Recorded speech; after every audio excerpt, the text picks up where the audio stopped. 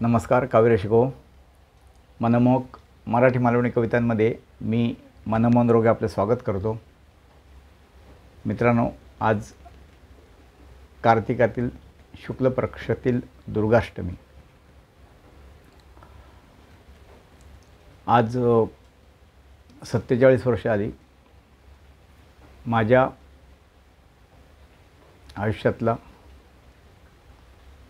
आयुष्यातील एका घटनेला. कविता कुठलाही माणूस प्रसंगावर लिहितो, आपल्या आयुष्यात घडलेल्या प्रसंगावर लिहितो किंवा समाजात जे चाललेलं असतं किंवा विषय अर्थात पाऊस, निसर्ग, प्रेम हे सार्वजनिक विषय आहेत. पण कधीकधी काही गोष्टी ज्या घडलेल्या असतात, ज्या अविस्मरणीय असतात, त्यावरसुद्धा व्यक्त होता येतं. असाच एक कवींच्या समूहात विषय दिला होता आणि ती निघून गेली असा विषय होता. मी आणि ती सोडून गेली या शीर्षकाखाली एका घडलेल्या वास्तव घटनेवर मी कविता लिहिली आहे. कविता ऐकल्यानंतर तुमच्या लक्षात हळूहळू येईलच. आणि ती सोडून गेली. तिला प्राणाहून प्रिय मी होतो. तिला प्राणाहून प्रिय मी होतो, जणू तिच्या जगण्याचे कारण मी होतो.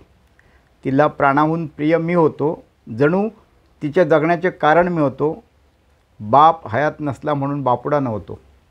बाप हयात नसला म्हणून बापुडा नव्हतो. तिच्या मायेच्या पदराखाली सुखात मी होतो. तिला प्राणाहून प्रिय मी होतो, जणू तिच्या जगण्याचे कारण मी होतो. बाप हयात नसला म्हणून बापुडा नव्हतो. तिच्या मायेच्या पदराखाली सुखात मी होतो. हळूहळू मोठा होताना इतरांना बघत होतो. हळूहळू मोठा होताना इतरांना बघत होतो. शाळेत पुस्तकी अभ्यास शिकत होतो. व्यवहारी जगात कसे जगायचे याचे धडे तिच्याकडून रोज ऐकत आणि घेत होतो. व्यवहारी जगात कसे जगायचे याचे धडे तिच्याकडून रोज ऐकत घेत होतो. अथक कष्ट करून ती 4 पैसे मिळवत होती. अथक कष्ट करून मोलमजुरी. अथक कष्ट करून ती 4 पैसे मिळवत होती. कधी उपाशी राहून माझे पोट भरत होती. अथक कष्ट करून ती 4 पैसे मिळवत होती. कधी उपाशी राहून माझे पोट भरत होती. स्वतःच्या प्रकृतीकडे दुर्लक्ष केले तरी मला तळहाताच्या पोळाप्रमाणे जपत होती. स्वतःच जुने साडी पोलके जरी मला वर्षात एखादा ड्रेस खेळणे घेऊन देत होती. स्वतःच जुने साडी पोलके जरी मला वर्षात एखादा ड्रेस खेळणे घेऊन देत होती. जमेल तितके मला आनंदी ठेवण्याच्या प्रयत्नात शिस्तीसाठी पाठीवर धपाटे घालण्यास कसरत नव्हती. जमेल तितके मला आनंदी ठेवण्याच्या प्रयत्नात शिस्तीसाठी पाठीवर धपाटे घालण्यास कसरत नव्हती. 50 वर्षापूर्वी आजच्यासारख्या नव्हत्या सुविधा. 50 वर्षापूर्वी आजच्यासारख्या नव्हत्या सुविधा. साऱ्या गोष्टींचे अप्रूप वाटायचे काळ तो होता. साऱ्या गोष्टींचे अप्रूप वाटायचा काळ तो होता. दिवाळीत हमखास सिनेमा पाहायचा कल साऱ्यांचा होता. दिवाळीत हमखास सिनेमा पाहायचा कल साऱ्यांचा होता. मी गेलो होतो पाहायला सिनेमा. मीही गेलो होतो पाहायला. तो खून पसीना सिनेमा होता. अमिताभ. मी गेलो होतो पाहायला तो खून पसीना सिनेमा होता. काही वस्तूसाठी रात्री दुकानात ती जात होती. वस्तू आणायला काही वस्तूसाठी रात्री ती दुकानात जात होती. घोणसाच्या रूपात वाटेत यमराज लपला होता. घोणसाच्या रूपात वाटेत यमराज लपला होता. पाय तिचा पडताच त्याने दंश असा केला. मला अनाथ करण्याचा तो नियतीचा डाव होता. शुद्धीत असेपर्यंत ती मला सतत हाका मारत होती. मी मात्र अमिताभच्या फायटिंगला टाळ्या पिटत होतो. शुद्धीत असेपर्यंत ती मला सतत हाका मारत होती. मी मात्र अमिताभच्या फायटिंगला टाळ्या पिटत होतो. माझ्यासाठी जिने खून पसीना एक केला ती विवळताना मी खून पसीना आनंदाने पाहत होतो. ती विव्हळताना मी खून पशीना आनंदाने पाहत होतो. परतलो मध्यरात्री घरी तेव्हा तिला नव्हते भान. परतलो मध्यरात्री घरी तेव्हा तिला नव्हते भान. उपचार ठरले निष्फळ सारे, जे जे केले होते ज्ञात. परतलो मध्यरात्री घरी तेव्हा तिला नव्हते भान.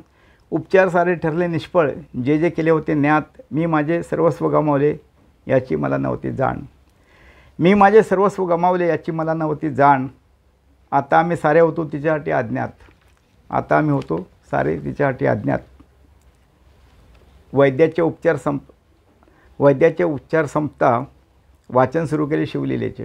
वैद्याचे संपता उपचार वाचन सुरू केले शिवलीलेचे.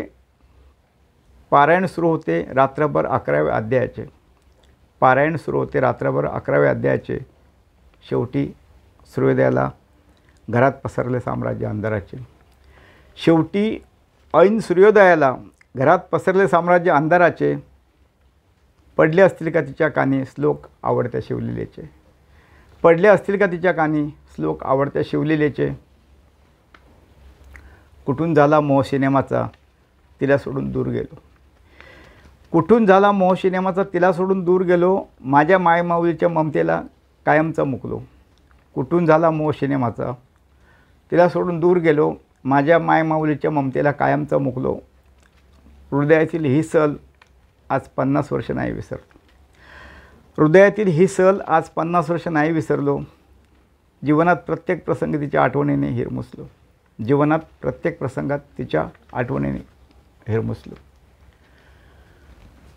मित्रांनो, आज ह्या प्रसंगाला 47 वर्ष झाली.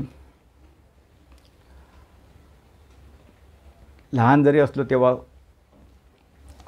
16-17 वर्षाचा तरी तो प्रसंग आजही माझ्या डोळ्यासमोर तसाच येतो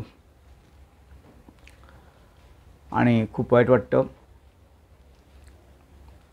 ह्या ज्या मी समूहात आहे कवींच्या, त्यांनी हा विषय दिला, ती निघून गेली आणि मला नेमकी माझ्या आईची आठवण झाली आणि ही एक अर्ध्या पाऊण तासात मी तो प्रसंग ह्या कवितेत चितारला.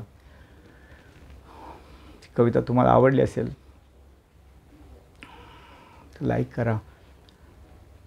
तुमच्या आईच्या काही आठवणी असतील किंवा कविता तुम्हाला कशी वाटली ते नक्की कळवा.